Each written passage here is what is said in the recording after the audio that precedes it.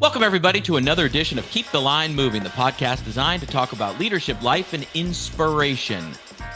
I'm your host, Chris Gargano, and for episode 94, you may have noticed that I lingered on the word inspiration. That's the title of this episode, because my bet will be that you will be inspired at the conclusion of this conversation. In fact, if you're a first-time listener to Keep the Line Moving, this will hook you. And you'll recommend the podcast to other people. Yes, I'm having a little bit of fun here, but I'm serious about the inspirational nature of this conversation with our guest, Shimmy Miller. You know that name. She's been a longtime women's basketball coach. She's been at Arizona, Nebraska, Florida, Texas Tech, Clemson, Minnesota, and she was the head coach at St. Louis University from 2005 to 2012. She has had a storied and successful career. During that career, she helped her teams to 9 NCAA tournament appearances, including 2 Sweet 16 appearances, 1 Elite 8, and 3 conference championships. She is now a broadcaster. You'll hear her philosophy on how she wants to welcome all fans consuming the sport. She broadcasts for the WNBA Chicago Sky, and she works for the Big Ten Network. She's busy at conveying her love of the game to the masses. And we'll talk about her number one influence, her late mother, as well as who she thinks is the greatest basketball player she's ever seen. We will get that answer. The conversation begins now with Shimmy Miller. All right, Shimmy, welcome. Thank you for doing this. And you had a game last night, and you're still with us today, and you're ready to rock. I love it. I am. It was a good game too. It was exciting. It came down to the last possession.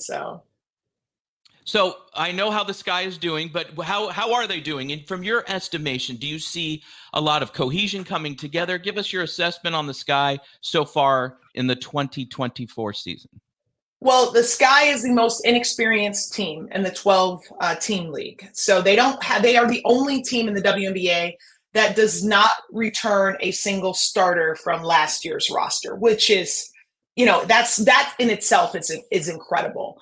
And then in addition, to top it off, Chris, they have a brand new coach who's a first-year WNBA head coach. And for me, I never look at it as a bad thing. I don't look at adversity as bad. I look at it as opportunity, right? And so what I'm seeing is a lot of opportunity for growth with this team this season. And, surprisingly, they are in contention for a playoff spot. Right now. They're holding on by a thumbnail to the 8th and final playoff spot. And if they can make it through this last month of the season, they'll be in the playoffs. Which for me, that's a major victory. Now the Sky fans might not think so. Well, we finished 8th. Yeah, but look at what you've had to overcome in order to make it happen. Awesome. So, Shimmy, you look at your coaching career and then your transition into broadcasting. So, over 20 years as a coach, an assistant coach, head coach at the St. Louis University for a number of years. And then you were a great player at Michigan. We have so much to talk about. But what I'll ask you is this, that transition into broadcasting, do you have the temptation to take off the headset and say, hey, post players, do this. Guard, you need to pass more. Get outside the perimeter. All those, how has the transition been? To answer your question, yes, Chris, yes.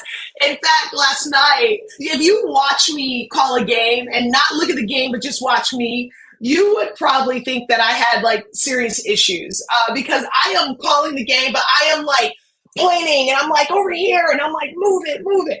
And then when, post player, it doesn't even have to be a post player on the Sky team. It could be the opposing team. But when they make a great move or get a great duck and a great seal, I go, as I'm calling the game. And it's quite entertaining to watch. But I mean, this is only my first year out of coaching. This is something that I have done for half my life. I coached for 24 years, 25 if you count the 1 year in high school. So between high school and college, 25 years, I'm only 51. So over, almost half my life has been committed to coaching. So yeah, I'm still a coach.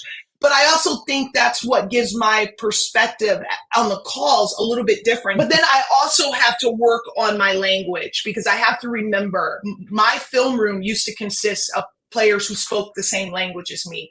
Now my film room is a television audience who has no idea what a slot is, or who has no idea what twisting a screen means. So I have to say it, and then I have to quickly explain it.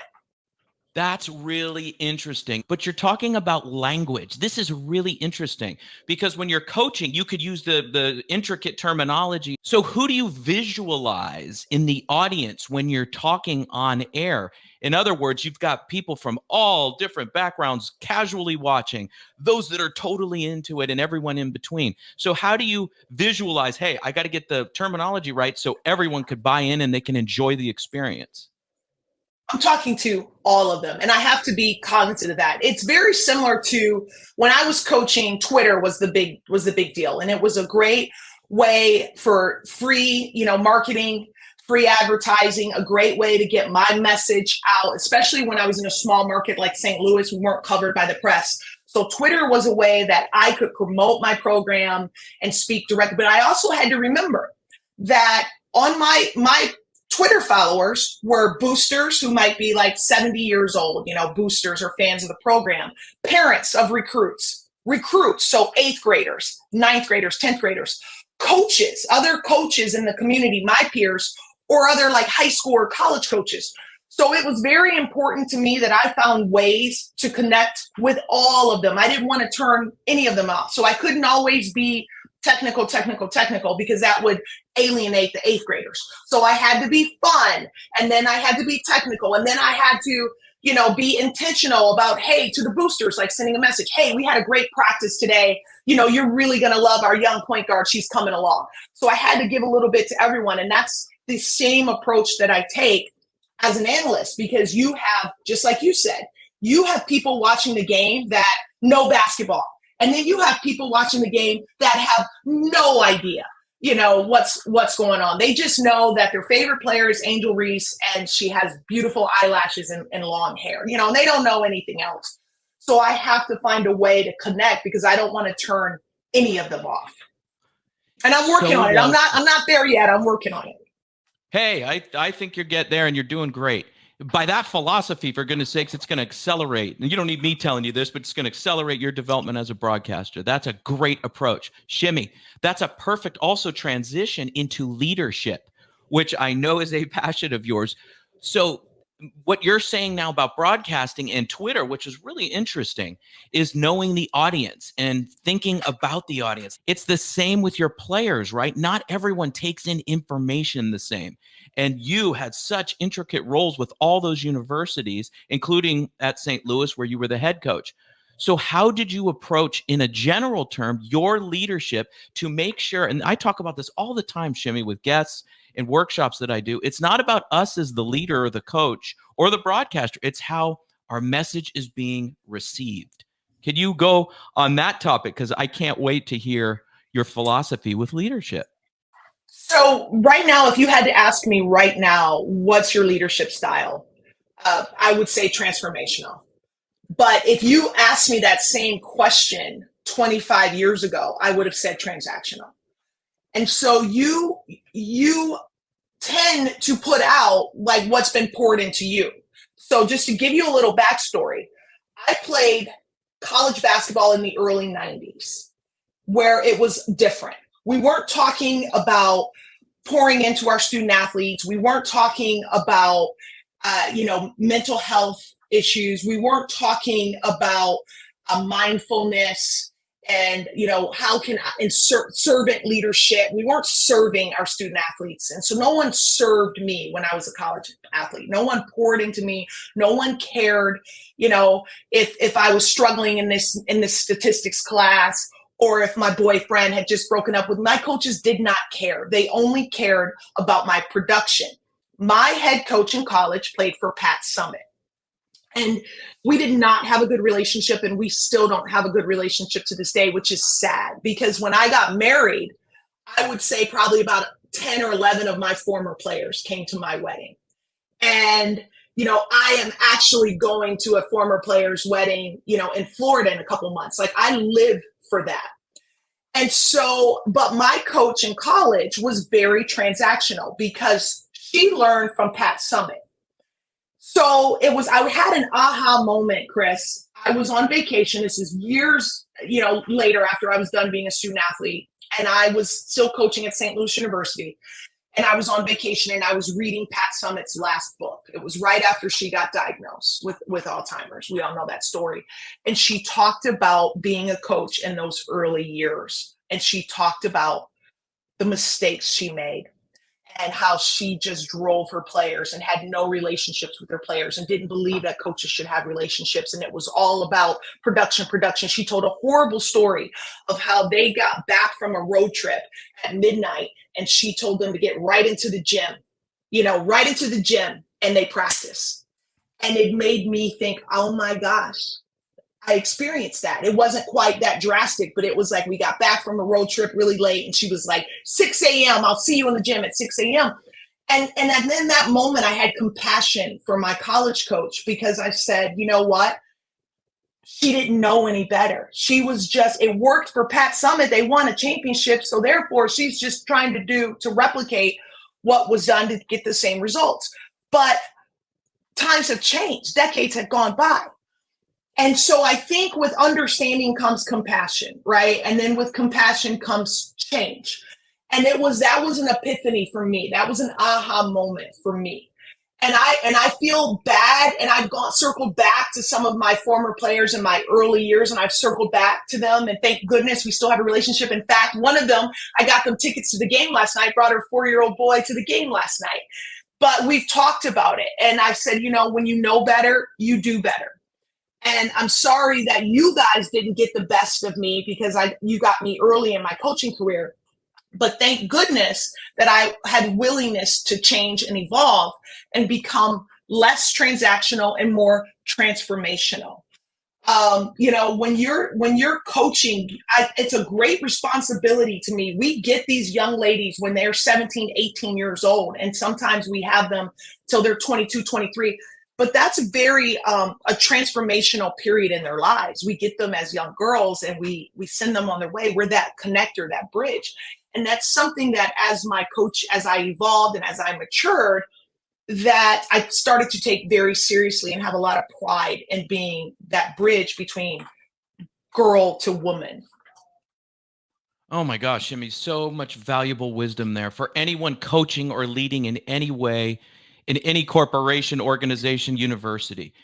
Shimmy, you said a word in there that is so powerful, which is compassion, is to understand that you evolved as a leader, right? And some folks were trained per se or had role models that were very transactional, as you said. And then you became transformational. How much did that have to do with going back and fulfilling that dream of completing your master's in athletic leadership, which I think is just fantastic? Well, the athletic leadership, the desire to go back to get my master's, that actually came, towards the tail end of my evolution. In fact, I only got to coach one more year with that master's in my belt before I retired from coaching. But that was kind of, for me, I also knew that I was getting ready to transition out of coaching. So I really wanted to go back and get my master's and that feeling that would give me confidence to step away from coaching and know that, hey, you've got this master's degree, you've got a lot more education. You have the confidence that and the belief that you can do something outside of coaching, because sometimes that's scary when it's something you've done for so long, and you're accustomed to a certain lifestyle. You don't want to walk away from that, especially at my age. But for me, it was the transformational piece really came through the work that I put in. I was very intentional. The podcasts I listened to, the TED Talks I watched, the books that I read, the people that I connected with, that I sought out. It wasn't just for me about X's and O's anymore. You go to these conventions and I just wanted to go to every single convention that taught me how to, break a zone, a 3-2 zone, or how to put in the best out of bounds play. I found that I started seeking out sports psychologists. I started seeking out leaders. I started seeking out people who did team building and team bonding, and so that became really like the shift for me. And as an assistant coach, I was able to start to implement that first with my position groups, then, more holistically with the rest of the team. By my last year at Minnesota, I worked for an amazing leader in Lindsay Whalen. She was a great point guard, and she was a great leader as for us as a boss. And I started sharing everything I was learning with her about the benefits of mindfulness and meditation, and how these kids, how we get sick days when we're as an adults, we can just call in sick. We've got paid leave, right? I'm going to use my paid. College athletes don't have that. Why not? If an athlete is not feeling it, if they're in distress, or if they're stressed, or if they're going through something, do we really want them at practice and they're not there and they're not giving their all? They're actually more apt to injure themselves in that case, because they're not totally focused. So can we give our athletes a day off, a mental health day? No questions asked. They call, they say, I need a day today, and we give it to them. And so Lindsay bought into that, and she took it a step further, and she allowed me every Monday, we incorporated what we called mindfulness Mondays, where we would start that day. We would go into the film room, and before we did anything basketball related, she would give me 15 to 25 minutes where we would meditate. I would teach a different lesson on mindfulness. I would share practices of different Kobe Bryant, Michael Jordan, Phil Jackson, who were very much into mindfulness, where we would just come together and just breathe together and just kind of release the past week, and so that we could start a new week fresh. Lindsay did that, and I don't know a lot of head coaches that would allow assistants to do that. So many things are just outstanding about what you just said. And I love what you and Lindsay did at Minnesota. And I want to talk about that further. But the three examples that you just alluded to, Michael Jordan, Kobe Bryant, and Phil Jackson. Look at, they're on a Mount Rushmore of the NBA by way of success. And what you said, by way of mindfulness and intention and inclusion and understanding the importance of everyone on the floor or on the bench or in the support staff. So, Shimmy, I'm going to go back to your point about a convention. We go to these conventions and it's all X's and O's. It's all marketing, whatever industry you're in. And it's 95% boom, boom, boom, boom, boom, going to a transactional world. Do you see a world where it opens up a little bit? No matter what your industry is, there's room for mindfulness. There's room for how we relate to one another, leadership, and what psychology of human being relations are, inclusion, things of that nature. I do, and I certainly hope so. And you see it a lot. Growth mindset, right? Most of us have read the book. I assume most of your listeners have read the book, Growth Mindset. And that book it doesn't have anything to do with sports. That's a business book. That's a leader. That's for teachers. That's for CEOs. That's for managers. That's for parents, a growth mindset. So you are slowly starting to see what Shauna Griffiths is doing with her leadership athlete concept. You are slowly starting to see those types of philosophies being implemented in the corporate world. There have been actual studies done that show that employees who value their employers who value their employees' personal time, that their mental health, that means more to them than the bonuses that they might receive, the financial bonuses. If you need a day off, take a day off. If you need to bring your child into work, bring your child into work. If we need to shut down the office for an hour so that you can go into this room that we put in, the meditation room or the mat room or the yoga room, to do that, the production increases. Like, this isn't just me wishful thinking. There have been actual studies that prove this. So I think as more people, we're kind of like, so many people have been grandfathered in, kind of like the older coaches, the coaches that coached me. They've been kind of moved out, whether it's through retirement or just attrition. And now you see this younger generation of coaches coming in who are just relating to their players in an entirely different way. So, Shimmy, I understand that, and I agree with you that there is a major movement. At least I like to think so. I agree with you. But so as to not leave anyone behind, what if you have a mid-career coach who's kind of drawn to, hey, what's going on over here? There's some mindfulness, there's this, but I've been, counseled, I have been mentored in a way that is not that, but I want to change. I just don't know how. What would you say to that coach? It doesn't matter age or whatever. It just matters they're in the middle of their career and they're kind of too young to be old school and too maybe a little bit old to be in this new wave of thinking that you just articulated beautifully. What would you say to that person that wants to change, just doesn't know how? Open your mind. Like open your mind. Like do the work, put in the work. See, start with yourself. Make small changes with your own self and then see how your productivity, your mood, your serotonin increases. And then start to slowly implement that where you are in the people around you. But everything, change starts within, no matter what occupation, what field, what level, what age, true change starts within. And then you meet people where they are and then you grow from there. But that also starts with yourself. You meet yourself where you are and then grow, not go, but grow from there. Shimmy, do you think you will ever coach again? No, that was the easiest answer that I was able to give you. I did volunteer the last two seasons since retiring. The last 2 summers, I volunteered with on the west side of Chicago in the Austin district with a boys AAU program. I coached 6th through 8th grade. Loved it. Absolutely loved it. I only did practices though. I never went to the games because I don't really care about the results. I care about the interaction and the development, the skill development, and being with them at practice. But as far as coaching at the collegiate level or the professional level, no. And when you were with Lindsay Whalen at Minnesota, what was that experience like? Because where you are now and the mindset that you have, you would, if you don't mind me saying, would be very useful to anyone in any program out there. But tell me about that, your last experience at Minnesota, if you could. It was a perfect way for me to end my career. I felt very valued, and it goes back to what we were just talking about. I worked really hard for Lindsay because she valued me, and I knew she valued me. She didn't just tell me; it was through her actions.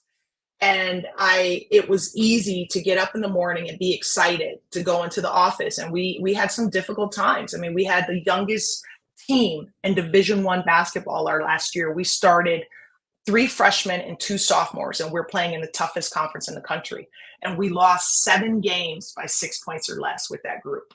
And that would end up being our last season because Lindsay would go on to get fired at the end of the season. And then I knew then this was the perfect segue for me to step aside at that point. I have my master's, I was getting married. I had a wonderful career, and I felt like I left it better than how I found it, made a lot of impact and was impacted in a lot of ways. It was time for me to leave, but I could not think of a better person and a better place to end it on than Lindsay Whalen and University of Minnesota. So let's go back to the foundation and let's bookend your career, if you don't mind. So you're born in Michigan, you grow up a Michigan State fan, but you go to the University of Michigan and you're a standout and you just have an incredible career. So when you look back at that young version of yourself, what would you have said? Like, are you pleased with all the great young athletes that you influenced and the people you met? Take us back to the origin and then fill in the blanks if you could for us. Chris, I like to say all the time that I'm just a kid from Flint. And it's like I have a brother he's 60 years old. He's only been on an airplane 1 time. I have lived in Portugal. I have been all over the world because of a little round ball. I've lived on every coast in this beautiful country. I've been to Russia, I've been to Thailand, I've been to Australia multiple times, all because of basketball. And it has introduced me to so many people, and it allowed me to accomplish so many wonderful things and experiences in my life because of this basketball. And at the end of the day, I'm just a kid from Flint. My mom, she dropped out of high school when she got pregnant when she was 17 years old. She spent 36 years working on an assembly line at General Motors so that I could have the life, and experiences that I have. It was told to us at a very early age, if you want to go to college, then you have to figure it out on your own. We have no college fund in the Miller household. That's not how this works. High school was an expectation, but anything above that. So I became the first person in my family to go to college. And that was the beginning um, of what's still going for me. I am still growing. I'm still learning. I just love to learn about new things. I listen to all types of podcasts. But at the end of the day, Chris, my mom told me never forget where you come from because this city made you. I am just a kid from Flint. Oh, geez, I would, it's safe to assume she's your inspiration. As you just articulated, her getting up and going to work every day and committing and that work ethic. I would think that she is your inspiration. Is that fair? That is more than fair. She taught me how important hard work is, and there's no such thing as excuses in life. So many life lessons from my mom. You know, I mentioned that she dropped out of high school, but she was the smartest person that I've ever known. Oh, that's awesome. Shimmy, you've mentioned a continuous learner, which you and I both know, and leadership is so paramount, so important. And you've also mentioned books and podcasts. Could you share with the audience some of the books that have inspired you? I don't mean to put you on the spot, but you seem very ready for it. And some podcasts, people that you would recommend that have given you additional inspiration. Absolutely. So the first book that really impacted me was the first non-coaching book that I read as a coach. And it's a very simple, simplistic book with like 24-point font, but it's the energy bus. That was the first time that concept of, you know, you create your own energy and then you put that type of energy out, whether it's good energy or bad energy into the world. I just really grasped onto the simple concepts of the energy bus because I read it at a really dark time. It was a season coming off a season where we were really struggling and I felt like I was going to get fired. This was at St. Louis University. And that's where I actually developed my win the day philosophy was back in 2010 at one of the most darkest periods of my life professionally. I came up with win the day. And now it's so cliche and it's everywhere. But that is truly to this day, that's how I live my life. The Alchemist, The Four Agreements, those are books that have really impacted me. We talked earlier about Mindset by Carolyn Dweck. Generation X, wonderful book. It's a two-part, so it first starts with Generation Me, and then she has a follow-up book, but really helped me when we talked about understanding breeds compassion, compassion breeds change. So that was the first book that I read that helped me to understand the generation that I was working with, you know, as a coach. So when I say that I've been intentional in trying to make changes and trying to adapt and meet people where they are, that's some of the examples that I can give you. As far as podcasts, I am curious, Chris. So I love Freakonomics. I love No Stupid Questions. I love revisionist history. Of course, I've been really diving into your podcast actually in preparation for this. You had an episode, a recent episode actually, with the Major League Baseball guy, Nick, that I thought was incredibly entertaining. I listen to the New York Times Daily every day, every morning. And then, of course, sports. So ESPN Daily, there's a few basketball podcasts I listen to, but I'm just very curious person. Oh my gosh, I just love it. And thank you so much for the kind words on this. And then, Shimmy, I have Carol Dweck's book over there, and I have John Gordon's, a few of them, including The Energy Bus, behind me over my left shoulder. We're so like-minded with that. And just about learning and infusing different perspectives just helps us with our own perspective. And you said about 2010 and getting through a darker time, you dove into reading and getting better. If I may say, you have a gift because I feel like I can go on the court right now and shoot some threes and just be a great teammate. Seriously, you do. You have a gift, and it comes through even in a mechanism like this. So I just had to say that to you. You deserve it. So Thank you. listen, we're going to do some That's very all-star kind. moments. Okay, here we go. Okay, Shimmy, a series of questions. Rapid fire, first thought, best thought, okay? Okay. All right, Shimmy, I'm going to hit you here because I know you could do this. Shimmy, define the concept of leadership. Defining the concept of leadership to me means inspiring someone to do more than they thought that they could do, to be more than they ever thought that they could be. Best basketball player you've ever seen? Michael Jordan, of course. I saw him live. And then Kobe Bryant is someone that I wish I would have had a chance to see live, but never got that chance, obviously.